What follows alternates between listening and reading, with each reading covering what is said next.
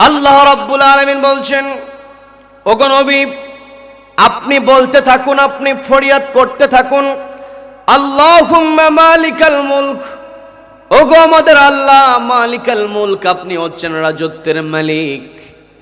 তুতিল মুলকা মান তাশা, আপনি যাকে ইচ্ছা ক্ষমতা প্রদান করতে পারেন, রাজত্ব দিতে পারেন। আপনি যাকে ইচ্ছা, আপনি যে রাজত্বের মালিকানা থেকে কাউকে আপনি মালিকানা দিতে পারেন।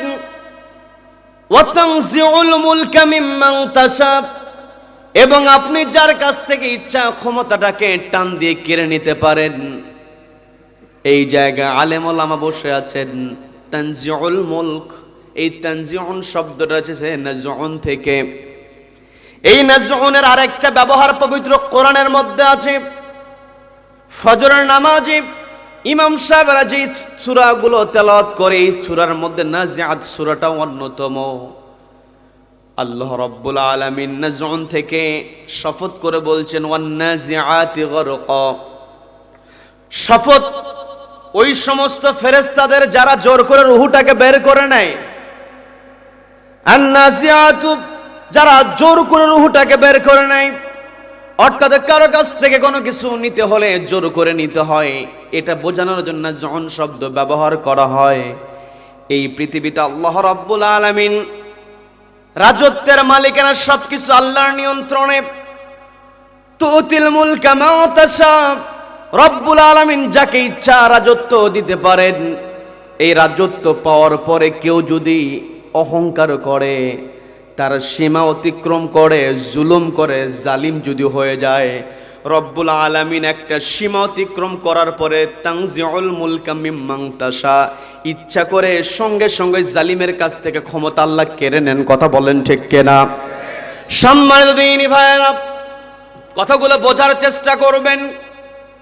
এই যে আল্লাহ রাব্বুল আলামিন তানজিউল মুলক, আল্লাহ রাব্বুল আলামিন টান দিয়ে ক্ষমতা কেড়ে নিতে পারেন।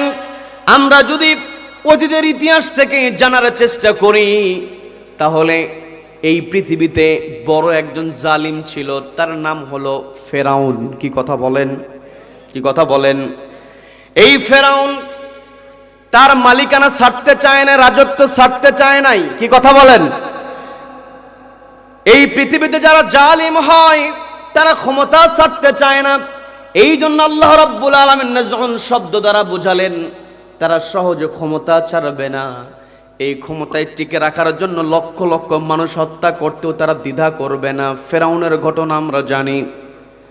যখন মুসা আলাইহিস সালাতু ওয়াস সালামের আগমনের কথা ফেরাউনকে জানানো হলো, ওই ক্ষমতা টিকিয়ে রাখার জন্য ফেরাউন মায়ের পেট থেকে পুত্র সন্তান ভূমিষ্ঠ হওয়ার সঙ্গে সঙ্গে লক্ষ লক্ষ পুত্র সন্তানকে হত্যা করেছে। কথা বলেন ঠিক কিনা?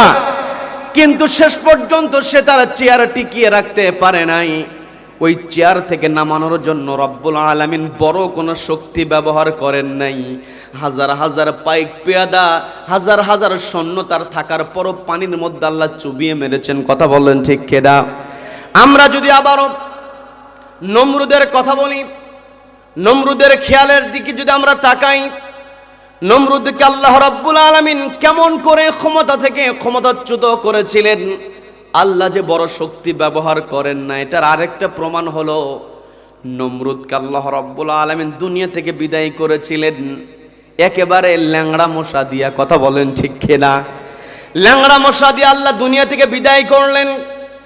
বড় শক্তির ব্যবহার হয় নাই।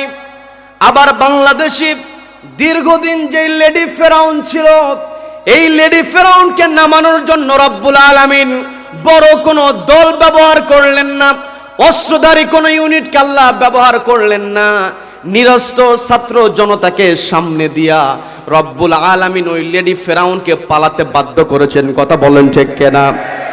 সম্মানিত দিনী ভাইয়েরা, কথাগুলো বোঝার চেষ্টা করতে হবে।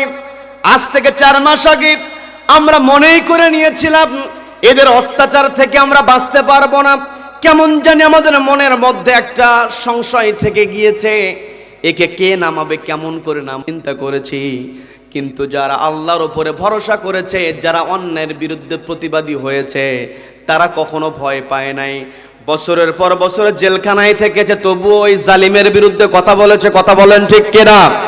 সম্মানিত বন্ধুগণ, আল্লাহ রাব্বুল আলামিন আমাকে আপনাকে পৃথিবীতে প্রেরণ করলেন, স্পষ্ট জানিয়ে দিলেন যে যত বড়ই জুলুম করুক না কেন ওই জালিমের একটা শেষ সময় আছে। কি কথা বলেন? কাজে আমার আপনার সম্মান পৃথিবীতে যদি আমি আপনি পেতে চাই, তাহলে আমাকে আপনাকে একটি কিতাবের সঙ্গে সম্পর্ক রাখতে হবে। সেই কিতাবের নাম কি? সবাইকে বলতে হবে কিতাবের নাম কি? আমার কথায় কি বিরক্ত হচ্ছেন নাকি? এই যে আল কোরআন, এই জায়গায় লেখা আছে কোরআন শরীফ। কোরআন শরীফ লেখা আছে, আবার কোরআনের মধ্যে কোরআনের নাম রব্বুল আলামিন বললেন কোরআনুল মাজিদ। আবার আল্লাহ রাব্বুল আলামিন কোরআনুল কারীম ব্যবহার করেছেন। আমি আপনি কোরআন শরীফ বলি আর কোরআনুল কারীম বলি আর কোরআনুল মাজিদ বলি। শরীফ শব্দের অর্থ ভদ্র, সম্মানিত। মাজিদ শব্দের অর্থ সম্মানিত। কারীম শব্দের অর্থ সম্মানিত। তার মানে এই সম্মানিত কিতাবের সঙ্গে যাদের সম্পর্ক থাকবে, দুনিয়ার জালিমেরা যতই অপমান করার চেষ্টা করুক না কেন, ওই জালিমেরা কখনো কোরআনওয়ালাদেরকে অপমান করতে পারবে না। কথা বলেন ঠিক কিনা? যারা কোরআনের সঙ্গে থাকে তাদের বিরুদ্ধে যদি অপবাদ দেওয়া হোক না কেন, সবচাইতে বড় দৃষ্টান্ত আপনাদেরকে দিলে আপনারা বুঝতে পারবেন। সেটা হলো এই যে তাফসিরুল কোরআন মাহফিল হেডিং দিয়ে, শিরোনাম দিয়ে আমাদের মাহফিলের আয়োজন করা হয়েছে। এখানে মুরব্বী বসে আছেন, অনেক মুরব্বীরা আমার সঙ্গে একমত হবেন। এই উপমহাদেশে শীতকালীন সময়ে নসিহত করা, মানুষগুলোকে একত্রিত করে কোরআন থেকে কথা বলা ও নবীজির জীবনী থেকে কথা শোনানো, এটা এই উপমহাদেশের সংস্কৃতি। কথা বলেন ঠিক কিনা? উপমহাদেশের সংস্কৃতি প্রত্যেক সময়, প্রত্যেক বছরে, সেই অনেক আগে থেকে এই উপমহাদেশে নসিহতগুলো যখন করা হয়েছে, ওই নসিহতের মাহফিলের নামটা দেওয়া হয়েছে ওয়াজ মাহফিল।